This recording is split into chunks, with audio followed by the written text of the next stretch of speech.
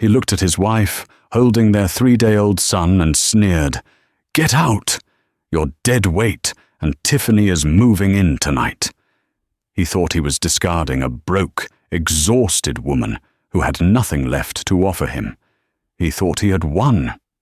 But Derek made the biggest mistake of his life that rainy Tuesday, because while he was busy throwing his family onto the street, he missed the breaking news notification on his own phone. His wife, Natalie, wasn't just a tired new mother. She had just become the sole heiress to the sterling global empire, a fortune worth $4 billion, and by the time he realized what he'd done, it was far, far too late. This is the story of the ultimate regret. The rain in Seattle didn't just fall. It felt like it was trying to erase the city.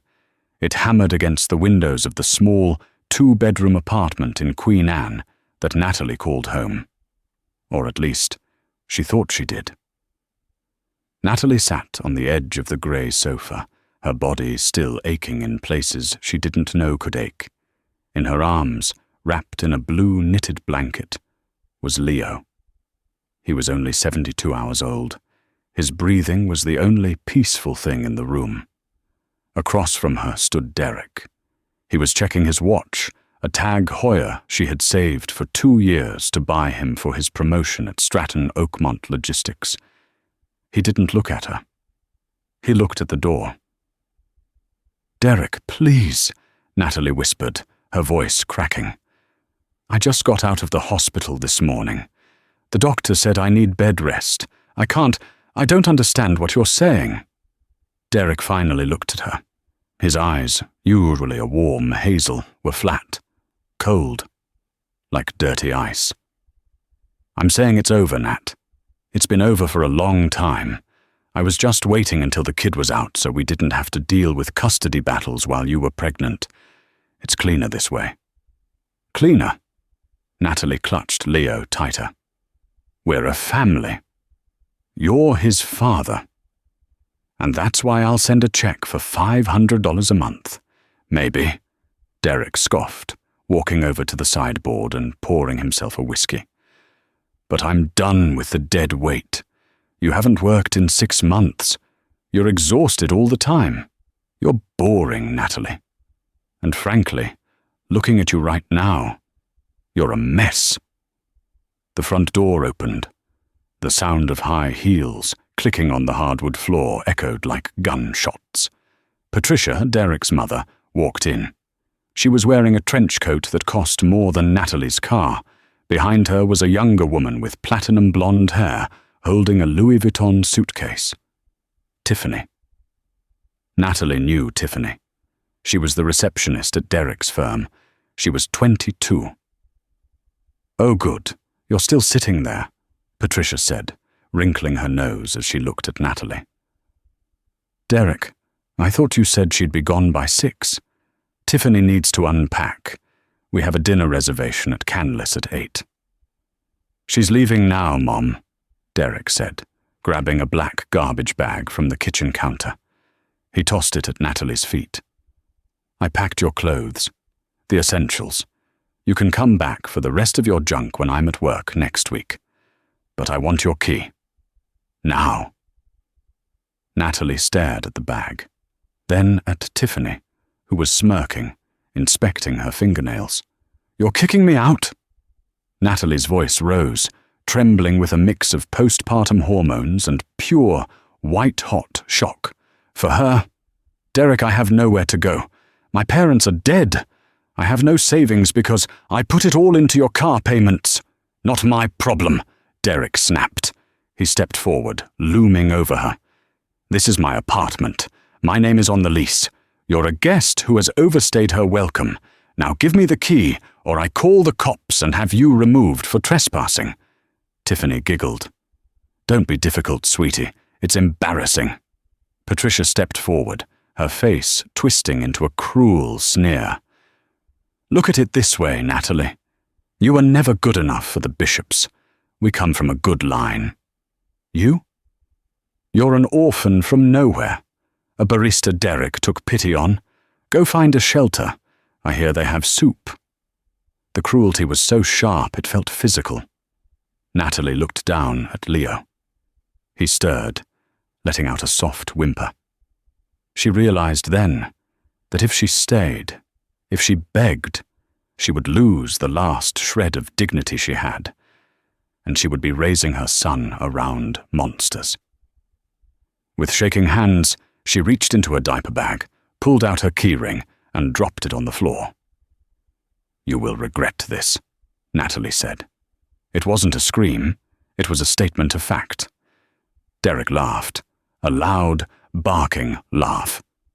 "Regret losing her anchor? I don't think so. Get out!" He grabbed her arm, hauling her up. Natalie stumbled, shielding Leo's head. Derek shoved her toward the door. She grabbed the garbage bag of clothes with her free hand and stumbled out into the hallway. The door slammed shut behind her. The sound of the deadbolt sliding home was the loudest sound she had ever heard. She walked out of the building and into the rain. It was freezing. She had $40 in her wallet, a bag of clothes, a newborn, and no umbrella. She walked 3 blocks to a bus stop, sat on the cold metal bench, and covered Leo with her own jacket, letting the rain soak her thin shirt. She cried until she was hollow. Then she just stared at the headlights of passing cars, wondering if this was how she and her son were going to die. She didn't notice the black Bentley Mulsanne that had been idling across the street for the last 20 minutes. She didn't notice the elderly man in the back seat, watching her through the rain-streaked glass, speaking quietly into a phone. "I've found her," the man said. "She's on 4th and Queen. It's worse than we thought. Prepare the suite at the Fairmont. I'm bringing her in." The window of the Bentley rolled down as the car pulled up to the curb. Natalie didn't even look up. She was busy trying to warm Leo's tiny hands with her breath. "Mrs. Natalie Bishop," a voice called out. It was deep, cultured, and gentle. Natalie flinched. She looked up to see a man in a chauffeur's uniform holding a large black umbrella over the open rear door. Inside sat an older man with silver hair and a suit that looked sharper than a razor blade. "My name is Natalie," she said, her voice hoarse. "I'm not a bishop anymore. If you're a bill collector, you're wasting your gas." The older man stepped out, ignoring the rain hitting his expensive shoulders. "I am not a bill collector, my dear. My name is Anthony Pendleton. I am the senior executor for the estate of the late Harrison Sterling." Natalie blinked, water dripping from her eyelashes. "Who?" "Harrison Sterling, the founder of Sterling Global, one of the largest private equity firms in the world," Anthony said. He gestured to the open car door. "Please, get in. You and the child are freezing. I mean you no harm. In fact, I have spent the last 6 months looking for you." "Why?" Natalie asked, clutching Leo tighter. "I don't know any Sterlings." "You did," Anthony said softly. "Your mother was Harrison Sterling's only daughter.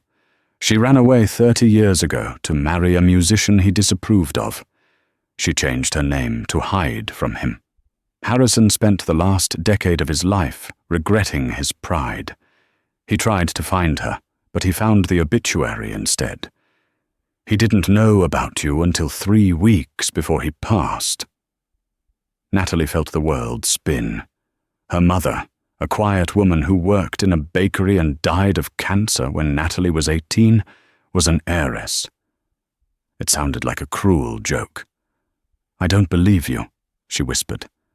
"You don't have to right now," Anthony said, his eyes kind. "But please get in the car, for the boys' sake. I have a warm room waiting, and food. Just let me get you out of the rain." Natalie looked at Leo. He was shivering. She had no choice. She climbed into the Bentley. The interior smelled of leather and sandalwood. The warmth wrapped around her like a blanket. As the car pulled away, Anthony handed her a thick envelope. "What is this?" "The results of a DNA test we performed using samples from your mother's medical records and yours, obtained discreetly, Anthony admitted, and a copy of Harrison Sterling's last will and testament. Natalie opened the folder with trembling fingers. The legalese was dense, but the numbers jumped out at her. Beneficiary, Natalie Marie, Vance, Bishop, assets, 100% controlling interest in Sterling Global, real estate holdings, New York, London, Monaco, Aspen. Liquid assets estimate $4.2 billion. Natalie dropped the papers. 4 billion? And change, Anthony said. He opened a thermos and poured a cup of hot tea, handing it to her. You are now one of the wealthiest women in North America, Natalie. Harrison wanted to make sure you were never cold, never hungry, and never alone again. Natalie looked out the window. They were passing the building she had just been kicked out of. She saw the lights on in her old apartment. She imagined Derek and Tiffany laughing, drinking wine, sleeping in the bed she had bought. Does anyone else know? Natalie asked. No, Anthony said. The will is sealed until you claim it. To the world, Harrison Sterling died without an heir, and the board of directors is currently scrambling, trying to figure out who gets control. Specifically, a man named Marcus Thorne, the current CFO, who is trying to loot the company. We need you to step up, Natalie. Natalie looked down at her dirty sneakers. I'm nobody, Anthony. I was a barista, then a housewife, then a punching bag. I don't know how to run an empire. My husband just kicked me out because I'm dead weight. Anthony's face hardened. Your husband is a fool. And as for running the empire, you have his blood, you have your mother's resilience, and you have me. I served your grandfather for 40 years. I will teach you. But first, Anthony reached into the seat pocket and pulled out a black American Express Centurion card. We need to get you cleaned up. Tomorrow we are not going to the lawyers immediately. We are going to shopping. If you are going to take the throne, you must look like a queen. Natalie took the card. It was heavy, made of titanium. Derek, she whispered. He works in logistics. He talks about power all the time. Derek Bishop is an ant, Anthony said calmly, and you are the boot. But revenge is a dish best served cold, Natalie. Let him think he has won. Let him live his little life with his mistress. When you reappear, I want him to not even recognize the woman who destroys him. The car pulled up to the Fairmont Olympic Hotel. The doorman rushed to open the door. Welcome home, Ms. Sterling, Anthony said. Natalie stepped out. She wasn't Natalie Bishop anymore. The rain had washed that woman away. The next 6 months were a blur of agony and education. Natalie didn't just inherit money, she inherited a war. Sterling Global was a shark tank. The board of directors, led by the snakes in expensive suits, wanted to prove she was incompetent so they could install a conservatorship or force a buyout. Anthony hid her away in a private estate in the Hamptons, far from Seattle. Posture, Anthony commanded, walking around her as she sat at the head of a mahogany table. Shoulders back, chin up. You are not asking for permission to speak. You are granting them permission to listen. Natalie spent her days studying market trends, corporate law, and asset management. She had tutors for speech, for style, for negotiation. She learned how to read a balance sheet better than she could read a recipe. And at night, she held Leo. He was the only soft thing in her life. Every time she felt like quitting, she looked at him. Then she looked at the picture Anthony had found, a photo of Derek and Tiffany on vacation in Cabo, posted on Instagram. Derek had bought a new Porsche.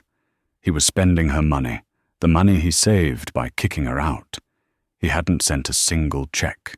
He hadn't called once to ask about his son. "He thinks we disappeared," Natalie told Anthony one evening over a glass of vintage Bordeaux. "He probably thinks I'm in a shelter." "Let him," Anthony said. "We return to Seattle next week. The sterling global acquisition of Northwest Logistics is entering the final stage." Natalie froze. "Northwest Logistics? That's the parent company of Stratton Oakmont, where Derek works." "Precisely," Anthony smiled, a thin, dangerous smile. "They are failing. They need a buyout to survive. If Sterling Global buys them, you own them. You own the building. You own the contracts. You own the employees." Natalie stood up and walked to the window. She saw her reflection. The tired, frizzy-haired girl was gone. In her place was a woman with sleek, chestnut bobs, wearing a tailored Chanel suit, her skin glowing with health and expensive dermatological care. Her eyes were sharp. "Set up the meeting," Natalie said. "But keep my identity anonymous. I want to be the silent partner until the papers are signed." "As you wish," Anthony said. "Oh, and there is one more thing. The annual Emerald Gala in Seattle is in 2 weeks. It is the social event of the season. Derek Bishop has been trying to get an invite for 5 years." "Get him one," Natalie said.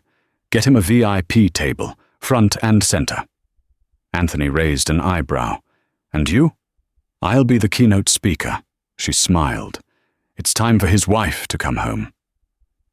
Derek Bishop sat in his corner office, spinning a pen between his fingers, staring at the rain streaking the glass. It had been 6 months since he'd kicked Natalie out, and life was supposed to be perfect. He had the younger girlfriend, the bachelor pad, now redecorated in Tiffany's preferred aesthetic of lots of pink and gold, and he was on the short list for Vice President of Operations at Stratton Oakmont Logistics. But it wasn't perfect. It was expensive. Tiffany wasn't just high maintenance, she was a financial black hole. The essentials she needed, weekly blowouts, a personal trainer, a new wardrobe because the energy of her old clothes was wrong, were draining his savings faster than he could replenish them. And she was loud. Natalie used to move through the apartment like a ghost, cleaning, cooking, making sure his shirts were pressed. Tiffany left wet towels on the bed and ordered Uber Eats 3 times a day. Derek pushed the thought away. Natalie was an anchor, he reminded himself. Tiffany is a trophy. Trophies cost money. His office door burst open. It was Gary, his assistant, looking flushed. "Mr. Bishop, you won't believe what just arrived at the front desk. It was hand-delivered by a private courier." Gary placed a thick, cream-colored envelope on Derek's desk. It was heavy, textured like fabric. The edges were gilded in real gold leaf.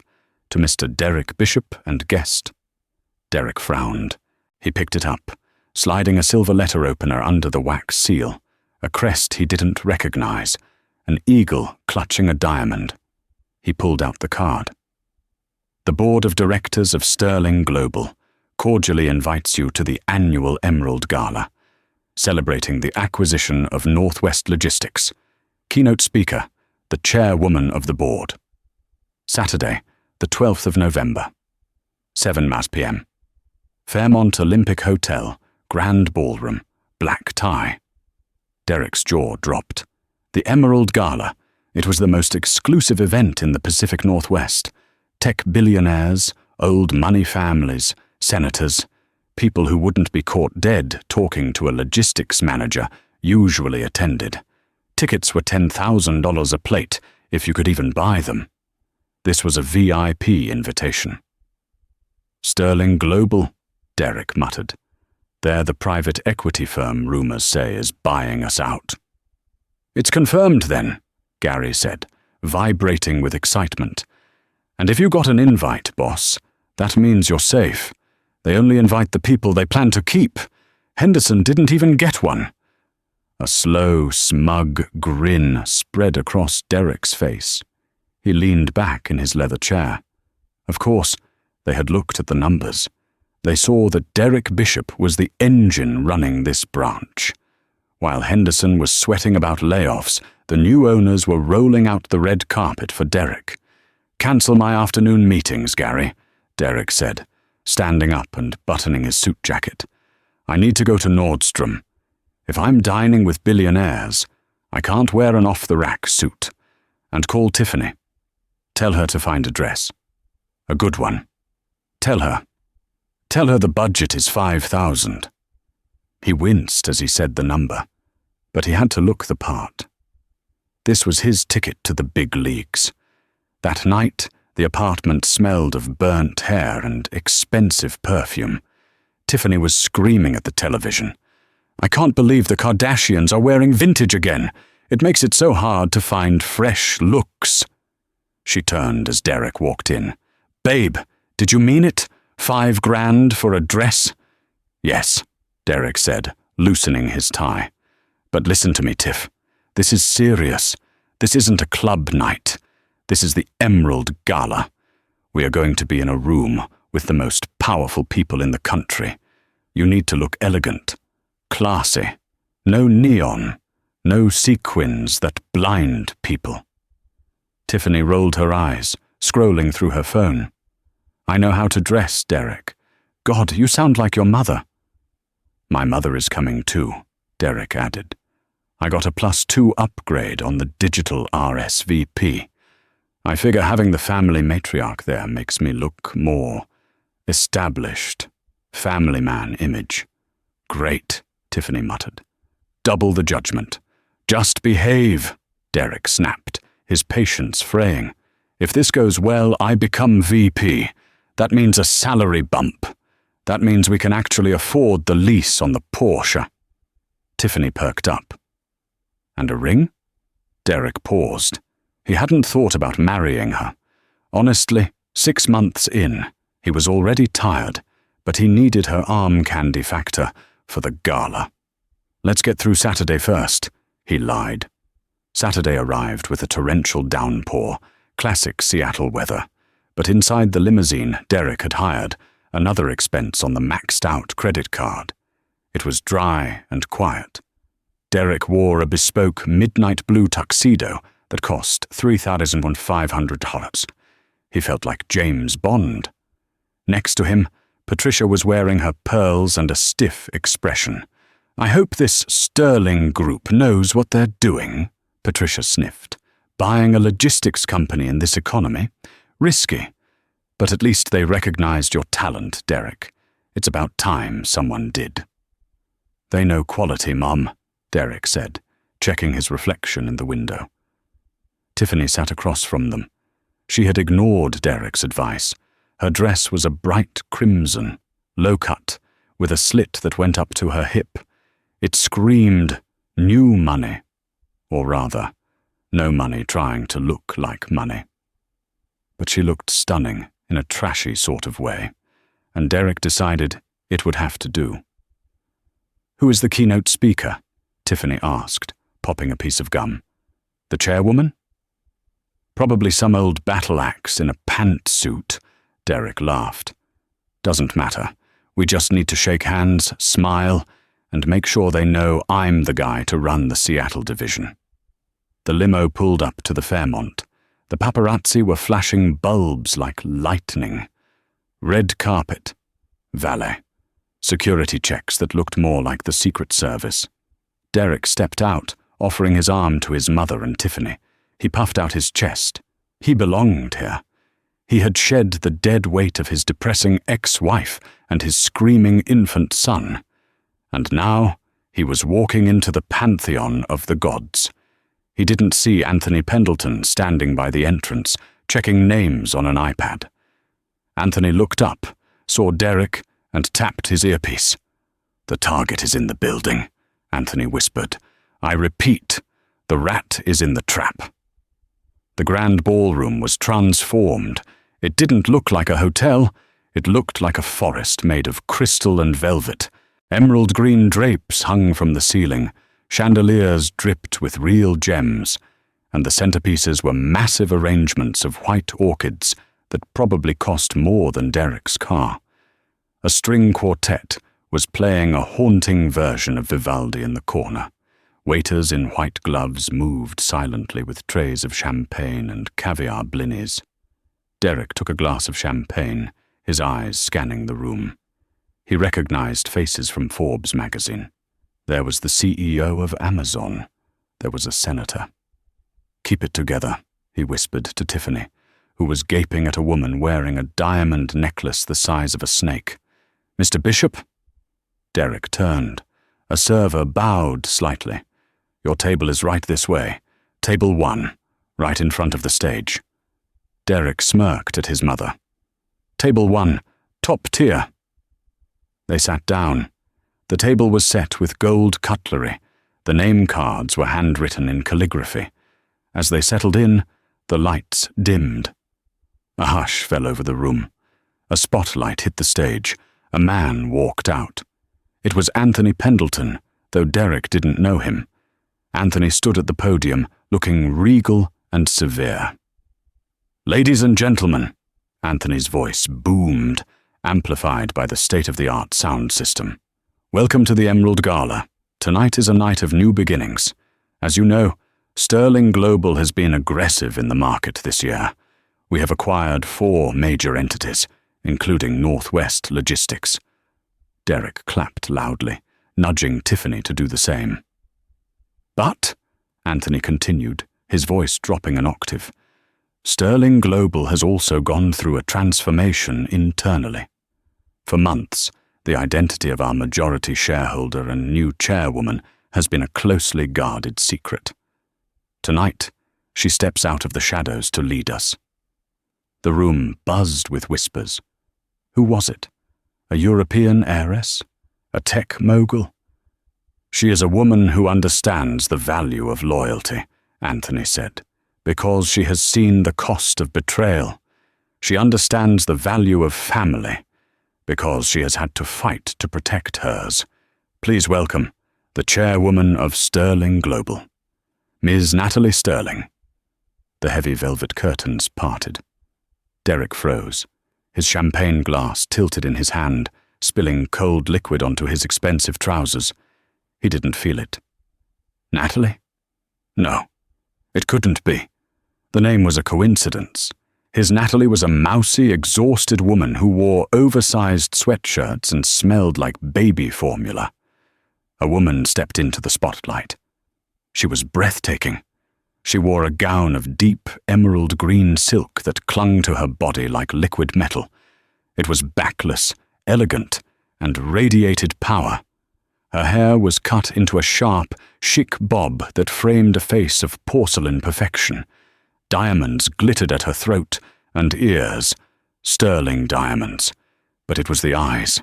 She walked to the podium with the grace of a panther. She didn't look nervous. She looked dangerous. She scanned the crowd, her gaze sweeping over the hundreds of guests. And then she stopped. Her eyes locked onto table 1. She looked directly at Derek. A slow, terrifying smile curved her red lips. Derek stopped breathing. His brain tried to reject what his eyes were seeing. It was her. It was Natalie. But she looked 10 years younger and $1 billion richer. "Good evening," Natalie said. Her voice was smooth, confident, devoid of the tremors he remembered. "Thank you all for coming. 6 months ago, I was sitting in a cold apartment, wondering how I was going to feed my son." The room went deadly silent. This was not the standard corporate speech. "I had nothing," Natalie continued, her eyes never leaving Derek's stunned, pale face. "My husband had just thrown me out. He told me I was dead weight. He told me I was boring. He replaced me with a younger model and cast his own 3-day-old son out into the rain." Gasps rippled through the room. People turned to look at each other. "He did this because he thought I had no value," Natalie said, gripping the podium. "He measured value in terms of his paycheck and his status. He didn't know that my value was in my blood, And now, in my bank account. Tiffany dropped her fork. It clattered loudly on the china. She stared at the woman on stage, then at Derek. Derek, is that... Shut up, Derek hissed, his face draining of blood. He felt like he was going to vomit. I learned a valuable lesson that night, Natalie addressed the crowd, but she was speaking only to him. I learned that loyalty is rare, and that business, like life, is about leverage. Tonight, I am pleased to announce that Sterling Global has completed the hostile takeover of Northwest Logistics. She paused for effect. And my first act as chairwoman regarding this new acquisition is a restructuring of leadership. Effective immediately, the entire management team of the Seattle branch is terminated for ethical incompatibility. She smiled, a cold, hard smile. Specifically, the vice president prospect, Mr. Derek Bishop. The spotlight swung from the stage. It hit table 1. Blinding white light engulfed Derek, his mother, and Tiffany. 300 people turned to stare. The silence was broken by murmurs of shock and disgust. Mr. Bishop, Natalie's voice came over the speakers, godlike. I believe you have something of mine, a set of keys, or perhaps just my dignity. Oh, wait, I took that back. Derek couldn't move. He was a deer in the headlights of a freight train. His mother was trembling, hiding her face behind a napkin. Tiffany looked ready to bolt. Security, Natalie said calmly. Please escort Mr. Bishop and his guests off the premises. They are trespassing, and I don't like dead weight at my parties. 2 massive security guards materialized behind Derek's chair. Sir, one of them said, his hand heavy on Derek's shoulder. Let's go. No, Derek stammered, standing up, his legs shaking. Natalie, Nat, wait. We need to talk. There's been a mistake. I'm Leo's father. You were a donor, Natalie said into the microphone, her voice icing over. You lost the right to be a father when you chose a receptionist over your family. Goodbye, Derek. She turned her back on him and walked away from the podium. The room erupted into applause. Not polite applause, but thunderous, cheering applause. They loved a survivor. They loved a queen. Derek was dragged backward, his heels skidding on the polished floor. He saw Tiffany running ahead of him, not even looking back. He saw his mother crying, blaming him. And as the doors of the ballroom closed on him, the last thing he saw was Natalie, surrounded by billionaires, raising a glass of champagne in a toast to her new life. But the nightmare was only just beginning, because Natalie Sterling wasn't done with him yet. Getting him fired was just the opening move. The rain outside the Fairmont Hotel felt different than the rain on the day he kicked her out. That rain had felt cleansing. This rain felt like judgment. Derek stood on the wet sidewalk, his $3,500 tuxedo soaked through. Beside him, Tiffany was shivering, her mascara running in black streaks down her face. She was frantically tapping on her phone, a ride-share app. Tiffany, Derek said, reaching for her arm. Don't panic. It was a show, a power play. We can fix this. I can sue for wrongful termination. Tiffany slapped his hand away. The sound was sharp enough to turn the heads of the valets nearby. Fix this? She screeched. You idiot! You didn't tell me she was a Sterling. You told me she was a loser. You made me laugh at a billionaire in front of the entire city. I didn't know, Derek shouted back. Well, now everyone knows. Tiffany held up her phone. Look, it's already on Twitter. Sterling Gala. Someone live-streamed her speech. My face is a meme, Derek. I'm the evil mistress meme. A sleek black Uber pulled up. Tiffany didn't hesitate. She opened the door. Where are you going? Derek asked, panic rising in his chest. We live together. No, Tiffany spat. "You live in an apartment you can't afford. I'm going to my sister's. Don't call me, and don't think I'm paying my half of the rent this month." She slammed the door. The car sped off, splashing muddy water onto Derek's pants. His mother, Patricia, stepped out from the hotel awning. She looked at her son with a mixture of pity and disgust. "You really made a mess of this, didn't you?" she said coldly. "I'm taking a taxi. I need to call my bridge club and tell them I was victimized by your lies before they see the news." "Mum?" Derek watched her walk away. "Mum?" He was alone. The next week was a slow-motion car crash. When Derek tried to enter Stratton Oakmont on Monday, his keycard didn't work. Security met him at the door with a cardboard box containing his personal items. They didn't even let him inside to explain. "Mr. Bishop," the guard said, a man Derek had ignored for 5 years. "Management said if you cause a scene, we call the police. You're barred from the premises." He drove home to the apartment in Queen Anne.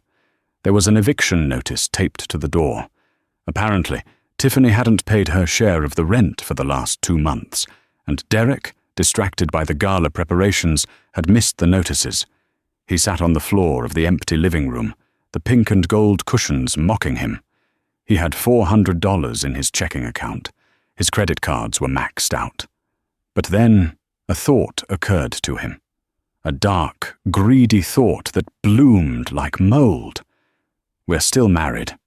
He scrambled for his phone. He searched for Top Divorce Lawyers Seattle. He found a man named Saul Goodman-esque, type named Rylan the Shark Davis. Derek sat in Rylan's office an hour later, explaining the situation. "Let me get this straight," Rylan said, leaning over his desk, his eyes gleaming. "She inherited $4 billion while you were legally married?" "Yes," Derek said, leaning forward. "We are not divorced. We are separated. No papers were signed." Rylan whistled. "In Washington state, inheritances are usually separate property. However, if she commingled funds, or if we can prove you contributed to the emotional stability that allowed her to, well, it's a stretch. But here is the kicker. Spousal support." "Alimony?" Derek asked. "She is a billionaire. You are unemployed." Rylan grinned. "We can argue that you have become accustomed to a certain lifestyle. And then there is the child. Custody." "I don't want the kid," Derek said quickly. "No, you do want the kid," Rylan corrected him, "because the kid is the leverage. If you sue for full custody, she will pay you millions just to make you go away. We call it go away money." Derek smiled for the first time in a week. "So I can still win." "Mr. Bishop," Rylan said, opening a retainer agreement. "You're going to be rich."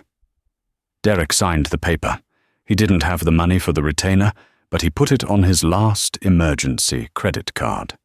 He thought he was buying a winning lottery ticket. He was actually buying a shovel for his own grave. The office of Rylan the Shark Davis was located in a strip mall between a vape shop and a discount dry cleaner. But to Derek Bishop, it felt like the war room of a general preparing for victory. The air smelled of stale coffee and ambition. "You have to understand the optics, Derek," Rylan said, leaning back in a squeaking leather chair. He was a man who wore too much cologne and a tie that was slightly too wide for the current decade. "She's a billionaire. The public hates billionaires. You? You're the everyman. The father who was pushed out by the corporate machine. We aren't just suing for custody. We are suing for emotional damages and lifestyle maintenance." Derek nodded, his hand shaking slightly as he held a styrofoam cup of water. It had been 3 weeks since the gala. He was living in a motel on the outskirts of Tacoma because his credit score had cratered, preventing him from renting a decent apartment. Tiffany was gone. She had blocked his number the moment the eviction notice hit the door. But Rylan, Derek said, his voice thin. She has the best lawyers in the world. I looked them up. Cravath. They eat guys like us for breakfast. Rylan slammed his hand on the desk, rattling a jar of pens. Let them come. This is family court, kid. Money can buy a lot of things, but it can't buy a judge's sympathy for a father who just wants to hold his son. We go in there. We cry a little. We talk about how much you miss. What's the kid's name again? Leo, Derek said. He felt a twinge of something in his stomach. Guilt? No, it was hunger. He hadn't eaten a real meal in 2 days. Right, Leo. We talk about Leo. We demand 50-50 custody. And then, when she panics about sharing her heir with a peasant like you, she'll offer a settlement. I'm thinking 10 million, maybe 20, just to make you go away. $20 million. The number floated in the air like smoke. Derek closed his eyes and imagined it. The Porsche, the penthouse, the look on Tiffany's face when he drove past her. He could fix everything. Do it, Derek whispered. File the motion. The King County Courthouse was a grey, imposing fortress under the weeping Seattle sky. When Derek's Uber, a beat-up Toyota Camry, pulled up, he was shocked to see a swarm of media vans. Is there a celebrity here? The driver asked. Yeah. Derek straightened his thrift store tie. Me. He stepped out, expecting a few cameras. Instead, it was a frenzy. Flashbulbs erupted like strobe lights. Reporters shouted questions that blended into a roar of noise. Mr. Bishop, is it true you demanded 50 million? Derek, did you really make your wife walk in the rain? Over here, look at the camera, you deadbeat. Derek forced a smile, waving like he was running for Senate. He convinced himself they were just looking for a story. He was the underdog. They would love him once he told his side. Inside courtroom 4B, the atmosphere changed instantly. It was cold, sterile, and silent. Derek took his seat at the plaintiff's table. Rylan sat next to him, shuffling a stack of disorganized papers. Then, the double doors at the back swung open. Natalie didn't walk in. She arrived. She was flanked by 4 attorneys in matching charcoal suits. She wore a simple black dress, modest but tailored to perfection, and a single string of pearls. She looked grieving. She looked dignified. She looked untouchable.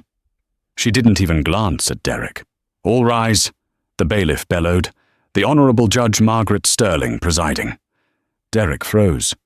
Sterling? Rylan leaned over, sweating. Don't panic. Common name. No relation. Judge Sterling took the bench. She was a woman in her 60s, with steel-grey hair and eyes that looked like they could cut glass. She peered over her spectacles, scanning the room. This is the matter of Bishop v. Sterling, the judge said. Motion for emergency spousal support and determination of custody. Mr. Davis, you may proceed. Rylan stood up, buttoning his jacket. He put on his sad voice.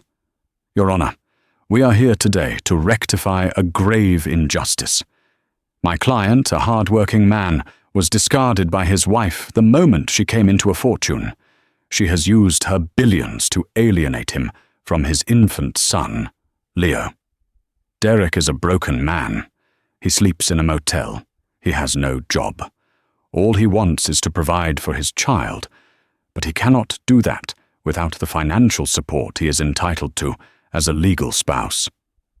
Derek tried to look sad. He slumped his shoulders. We are asking for $50,000 a month in temporary spousal support and immediate 50-50 custody, Rylan concluded. The judge turned her gaze to the defense table. Counsel. Natalie's lead attorney stood up.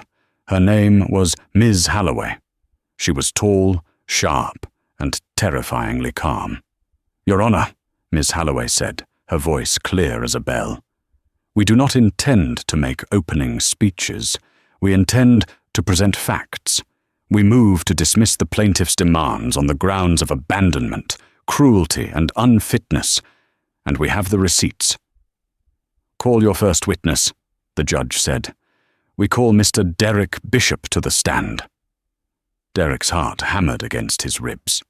Rylan patted his arm. Just stick to the script. You love the kid.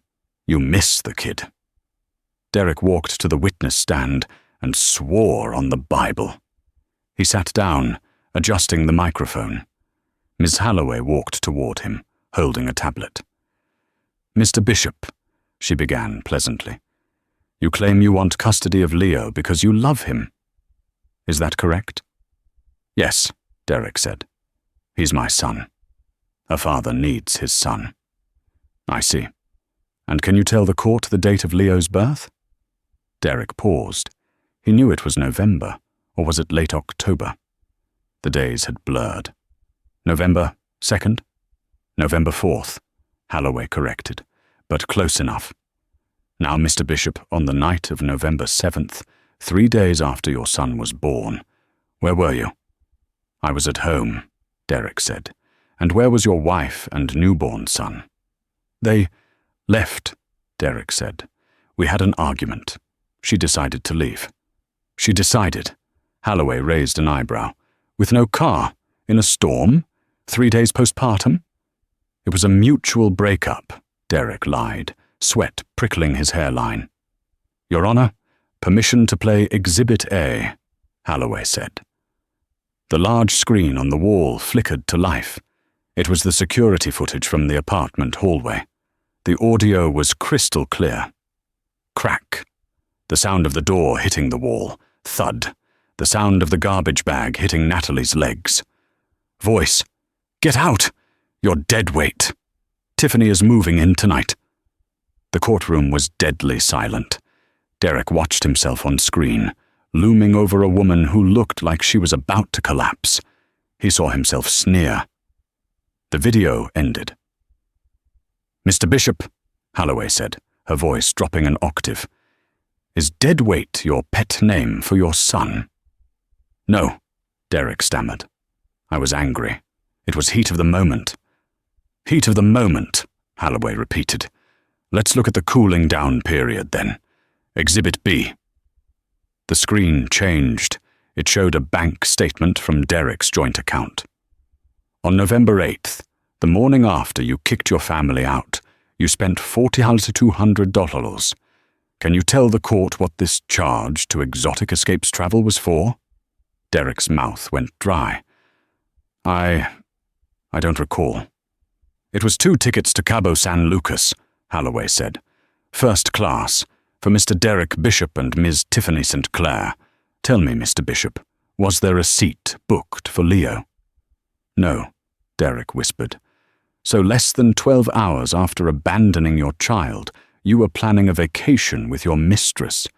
Does that sound like a grieving father to you? I needed a break, Derek snapped, losing his cool. You don't understand. She was miserable. She sat around all day crying. She was boring. I have a career. I had a life.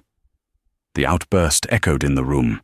Rylan Davis put his head in his hands. Ms. Halloway smiled, a shark smelling blood in the water. You had a career, Mr. Bishop. Now let's talk about why you are really here. You aren't here for Leo. You're here because you found out about the money. That's not true, isn't it? Halloway tapped the tablet again. Exhibit C, a voicemail left on your mother's phone 2 days ago. Derek's eyes widened. He hadn't known she recorded it. The audio played over the speakers. Derek's voice, drunk and slurring. Mum, relax. The lawyer says we've got her. She'll pay $20 million just to keep me away from the brat. Once I get the check, I'm buying the condo in Bellevue. I won't have to see her or the kid ever again. The gasp from the gallery was audible. Even the court reporter looked up in disgust. No further questions, Halloway said, turning her back on him. The recess lasted only 15 minutes. When Judge Sterling returned, she didn't even sit down. She stood behind the bench, looking down at Derek like he was a stain on the carpet. Mr. Bishop, please stand, she commanded. Derek stood, his legs trembling. He looked at Rylan, but his lawyer was busy packing his briefcase, clearly ready to bolt. "In family court," the judge began, her voice shaking with controlled rage, "we often see good people at their worst. But today, Mr. Bishop, you have shown us that you are simply a bad person at your best." "Your Honor, Derek started. "Silence!" The judge's gavel cracked like a gunshot. "You have presented a motion for support based on fraud. You have lied under oath. You have demonstrated a level of narcissism and cruelty that frankly turns my stomach." She picked up a document and ripped it in half. "The motion for spousal support is denied. You will receive nothing. Not 1 cent. The marriage is dissolved effective immediately on the grounds of abuse and abandonment. And regarding the child," the judge continued, her eyes softening as she looked at Natalie, then hardening again as she looked at Derek. "I am stripping you of all parental rights. You are not a father, Mr. Bishop. You are a biological donor. You will have no visitation, no contact. You will not come within 500 feet of Leo Sterling or his mother." Derek felt the world spinning. "But I'm broke. I can't." "I am not finished," the judge said. "Because you brought this frivolous, malicious lawsuit to my courtroom, wasting the court's time and the defendant's resources, I am ordering you to pay the full legal fees for the defense." Derek's knees buckled. He grabbed the table for support. "Legal fees?" He looked at the 5 lawyers from Cravath. He looked at the mountain of work they had done. "The calculated fees," the judge read from a paper passed to her by the clerk, "amount to $485,000. "I don't have that kind of money," Derek screamed. "I have $40. "Then I suggest you start working," the judge said coldly. "We will garnish your wages for the rest of your life until every penny is paid. Get out of my courtroom." Derek stumbled out of the double doors. The flashbulbs blinded him again, but this time the questions were different. They were laughing at him. "Hey, Derek, how's the vacation to Cabo?" "Derek, look this way. Give us a smile for the bankruptcy filing." He pushed through the crowd, hyperventilating. He needed air. "Derek."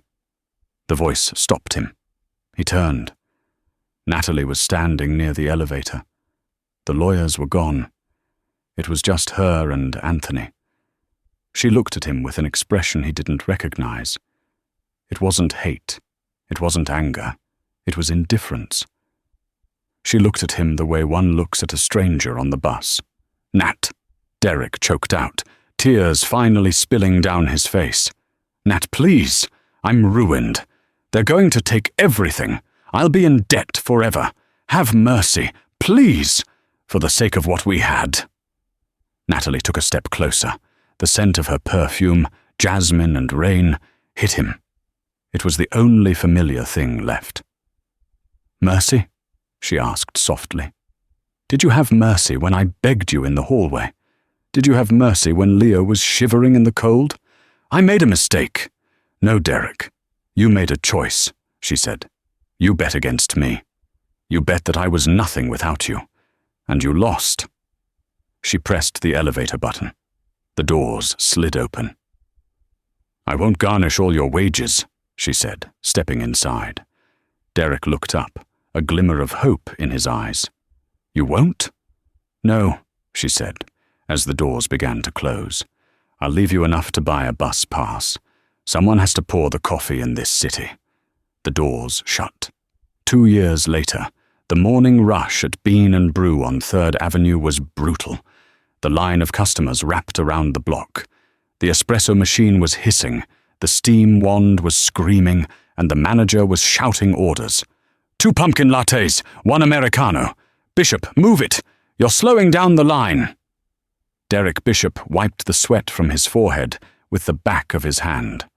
He was 32, but he looked 45. His hairline had receded, his face was gaunt, and his hands were permanently stained with coffee grounds. "Order up," Derek croaked, sliding the cups onto the counter. A young woman in a business suit picked up the latte. She didn't look at him. She was on her phone. "Yeah, I just bought the new Sterling Tech IPO," she was saying. "It's skyrocketing. That woman is a genius. Did you see her interview on 60 Minutes? Derek flinched. He turned away, grabbing a rag to wipe down the counter. He walked over to a table that had just been vacated. The customer had left a newspaper behind, the Seattle Times. Derek's hand hovered over it. He knew he shouldn't look. He did it anyway. The front page featured a photo of the opening ceremony for the Leo Sterling Children's Hospital. Standing in front of the ribbon was Natalie. She looked radiant, laughing, holding a pair of giant scissors. Beside her was a toddler with curly brown hair and bright hazel eyes. Leo. He was walking. He was smiling. He looked happy. The caption read, "The Empire of Kindness." Natalie Sterling donates $50 million to pediatric care. Derek stared at the son he would never know. He stared at the wife he had thrown away like garbage. He thought about the apartment in Queen Anne. He thought about the warmth of the living room on a rainy Tuesday. He thought about how he used to think he was the king of his little castle, and how he had burned it down because he wanted a palace. Now, he didn't even have a castle. He had a rented room in a basement with no windows, a garnishment order that took 40% of his minimum wage check, and a silence that screamed at him every night. "Bishop!" the manager barked, slapping the counter. "Table 6 is a mess. Stop reading the news and get back to work. You're replaceable, you know." Derek crumpled the newspaper and threw it into the trash bin. "I know," Derek whispered to himself. "I know." He picked up the wet rag and went back to scrubbing the stains off the table, while outside the rain continued to fall, washing the city clean, but never washing away his regret. And that is how Derek Bishop learned the hardest lesson of all. Sometimes, when you treat people like trash, you find out too late that you were the one who belonged in the dumpster. Natalie went on to build an empire based on kindness and strength, while Derek spent the rest of his life serving coffee, haunted by the billions and the family he threw away. If you enjoyed this story of ultimate karma, please smash that like button. It really helps the channel grow. And don't forget to subscribe and hit the bell notification so you never miss a new story. What would you have done if you were Natalie?